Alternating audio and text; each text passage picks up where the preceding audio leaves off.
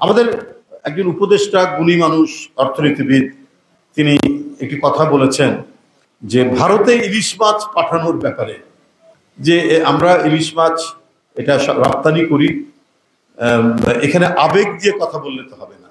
তো আমি শুধু এই ব্যাপারে এটা বলতে পারি, হ্যাঁ মানে বাঙালি জনগোষ্ঠী ভারতেও আছে, এদের প্রধান ধর্মীয় উৎসব হচ্ছে দুর্গাপূজা।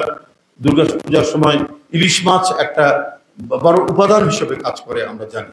আমরা কোনোদিনই ইলিশ মাছ রপ্তানির ব্যাপারে আমরা কোনো বাধা দেইনি, আমরা কখনোই বলিনি। আমরা নিজেরা একটা মাঝারির চাইতেও ছোট ইলিশ মাছ 1800 টাকা 2000 টাকা দিয়ে কিনি আমাদের দেশে যেটা যে ইলিশ মাছ ধরা পড়ে, অথচ এই ইলিশ মাছ আমরা রপ্তানি করি। আমরা জানি আরেকটি ওখানে জনগোষ্ঠী আছে, বাংলাদেশের হিন্দু কমিউনিটি এবং ভারতের পশ্চিমবাংলার হিন্দু কমিউনিটি, তাদের প্রধান ধর্মীয় উৎসব দুর্গাপূজা। এটা হতেই পারে। আমরা কিন্তু আমাদের উপর যে দাম বৃদ্ধির যে প্রকোপ, এটা মেনে নিয়েও আমরা করি। কিন্তু আমি আমাদের দেশের উপদেষ্টা, অর্থ উপদেষ্টা যেটা বলেছেন আবেগের প্রশ্ন, আবেগের প্রশ্ন তখনই আসছে একই সময় যখন দেখছি ভারতের স্বরাষ্ট্রমন্ত্রী বলছেন এখানে বাংলাদেশি কাউকে যদি দেখো সীমান্তে, তার পা উপরের দিকে ঝুলিয়ে রেখে শাস্তি দেবে। তখন তো আমাদের মধ্যে তো আবেগ তৈরি হবেই। আমরা যে সময় ইলিশ মাছের কথা বলছেন রপ্তানি করার কথা, যে রপ্তানি এটা হতেই পারে, কিন্তু যখন ভারতের স্বরাষ্ট্রমন্ত্রী বলেন যে বাংলাদেশি এখানে পেরে তার পা বেঁধে উপর দিকে ঝুলিয়ে রাখো, তখন আমি কেন বলবো না যে আমরা ইলিশ মাছ দেব না? যাদেরকে আমরা নানাভাবেই যাদের শ্রদ্ধা করি, ওদের ধর্মীয় উৎসব, সেই ধর্মীয় উৎসবে শ্রদ্ধা রেখে এই সময় যে ইলিশ মাছ যায় ভারতে, রপ্তানি আমদানি রপ্তানি বাণিজ্য এটা তো সবসময় হয়ে এসছে, এটা সবসময় হয়ে এসছে। তো সেটা তো সেখানে যেতেই পারে।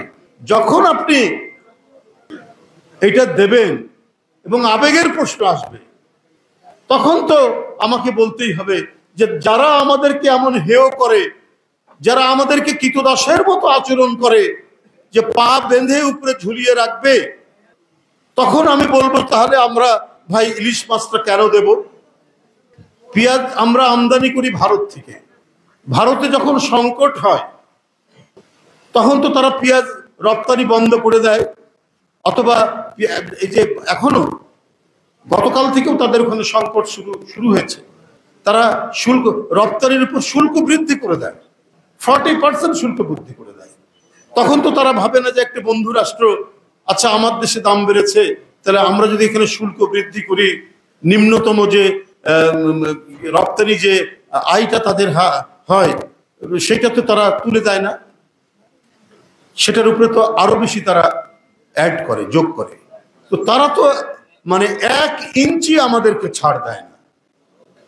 তো সেই ক্ষেত্রে আমাদের তো বাংলাদেশের মানুষের তো আবেগ থাকতেই পারে। আমাকে যখন হেয় করবে, আমাকে যখন অবহেলা করবে, আমাকে যখন ঘৃণা করবে এবং বাংলাদেশের মানুষের প্রতি যখন ধৃষ্টতাপূর্ণ কথাবার্তা বলবে ভারতের একজন কেন্দ্রীয় এবং প্রভাবশালী মন্ত্রী, তখন আমার তো আবেগ আসবেই না। এরা তো আমাদের সাথে বন্ধুত্ব চায় না, জনগণের সাথে বন্ধুত্ব চায় না। এরা বন্ধুত্ব চায় শুধু শেখ হাসিনার মতো একজন ভয়ঙ্কর রক্ত পিপাসু এক স্বৈর শাসকে। এরা বাংলাদেশের জনগণকে ওরা পছন্দ করে না।